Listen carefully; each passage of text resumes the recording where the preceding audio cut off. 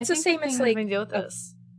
No, I go think the ahead. thing there is that you have to be cognizant of, one, you are not a mental health professional. They like ought to know you are not a mental health professional, and you can be like upfront with that. And two, you are the most important person in your life.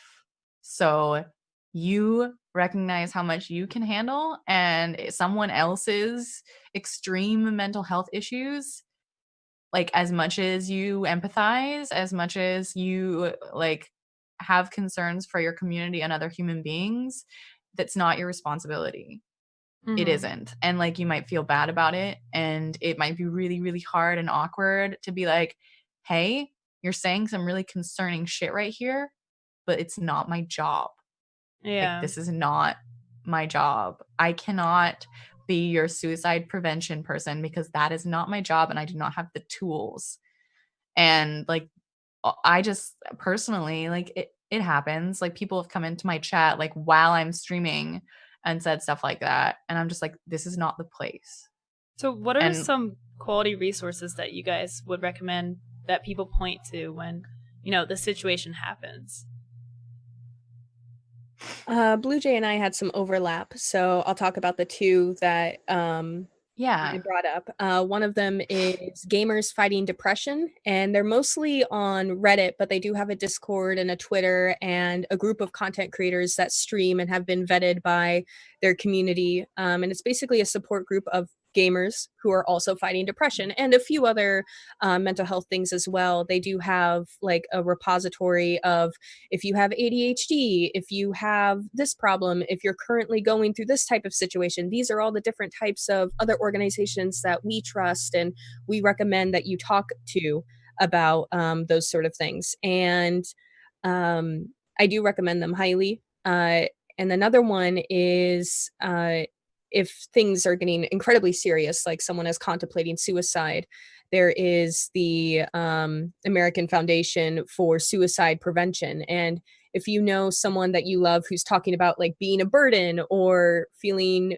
trapped and they seem to be really down and then all of a sudden everything seems fine, that's a huge warning sign of they have committed to committing suicide and they see like a light at the end of the tunnel.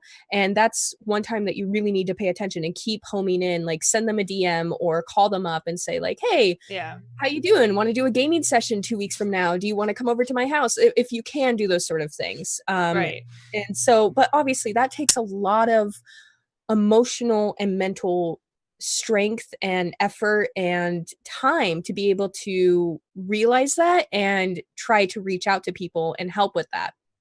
And there's something called Dunbar's number, which is a social psychology theory in that even the most social butterflies can only know about 200 to 250 individuals and like a unique fact about them at once.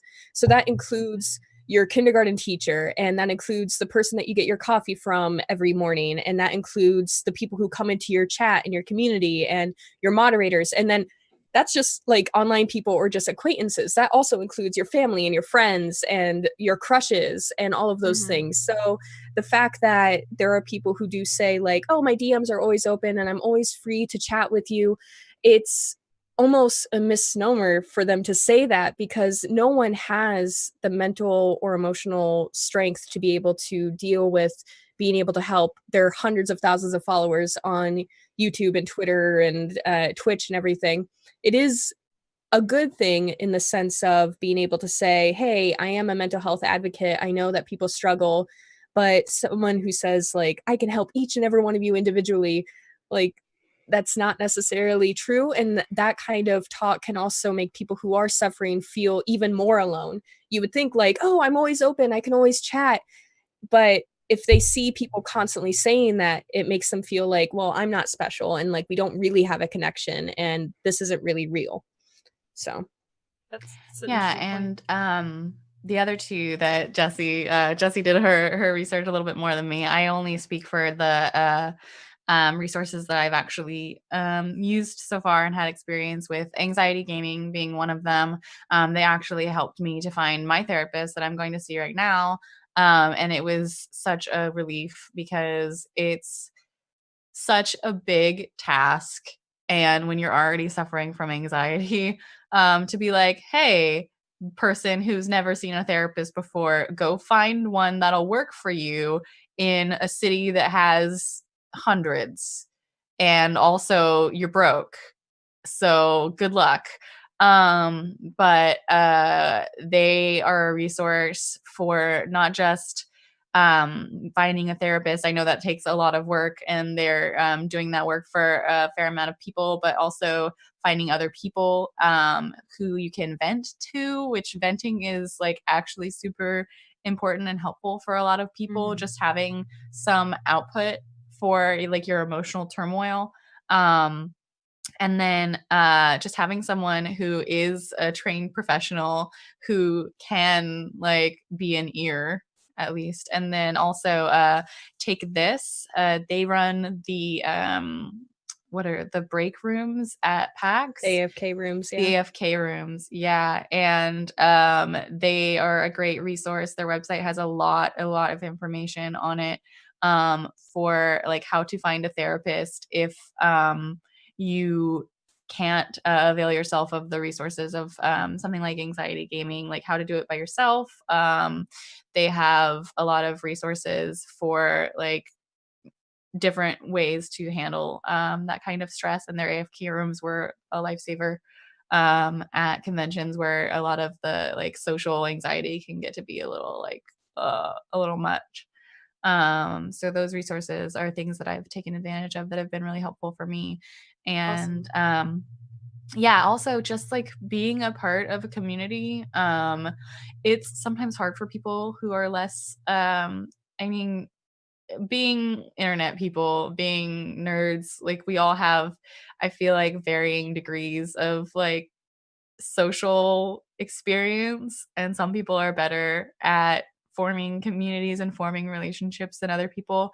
But I feel like there are so many different communities on Twitch, and just finding a place where you feel like you can talk and be yourself and be a part of something is a super valuable resource and not to be underestimated, because there are so many people that feel so isolated on the internet and in today's day and age. And just to feel that you are seen as a human being by other people is a huge thing. Like, it's actually a big deal.